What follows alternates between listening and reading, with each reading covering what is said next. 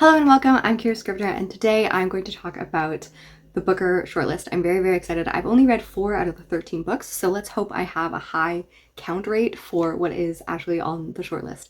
So the 2 books that I've read that I really loved was Addition. I think it was fantastic. I love the creativity. I love the way that it weaved like different metafiction and like the way it explored things. I also really, really loved Love Forms, and I think those books go very well together with the interesting aspects of motherhood and non-motherhood and all of the ways they weave together. I thought it was really fascinating. I also read Misinterpretation and Universality and felt much more about them. Both of them were hard for me to finish, even though Universality was not very long, and Misinterpretation I liked the beginning and then I felt like it didn't come to anything. The 2 books that I have not read yet that I'm like quite excited to read are Sea Scraper. I just got that book today, so I'm hoping that it's shortlisted and I will read it.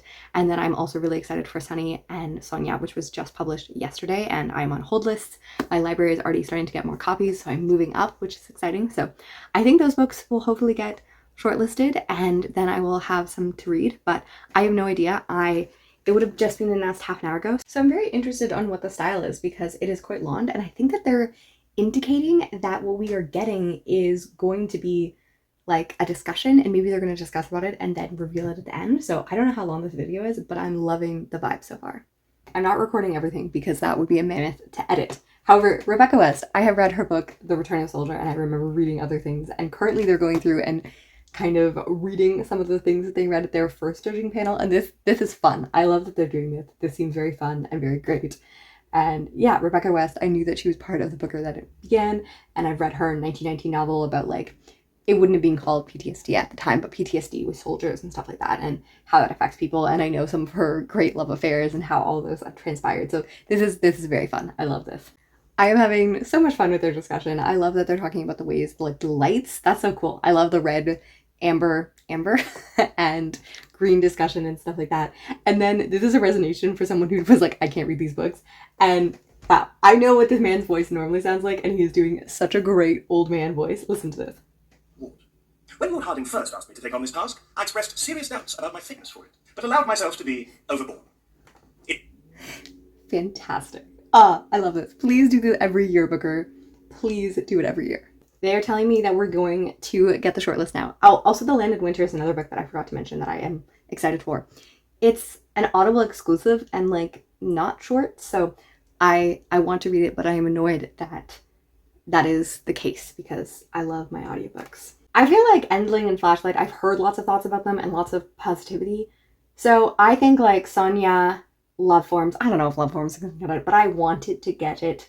Addition, Endling, Flashlight, Land in Winter, or Sea Scraper in there somewhere. I don't know. Some of those books. I don't think Universality is going to get it. A lot of people like flesh. It's always men that like flesh.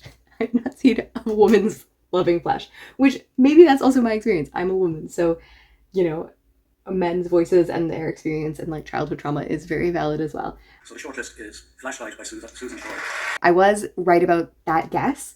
I am still waiting for it on hold, but I think it's 6 weeks away, which should be before the prize is announced, so I'm happy for that.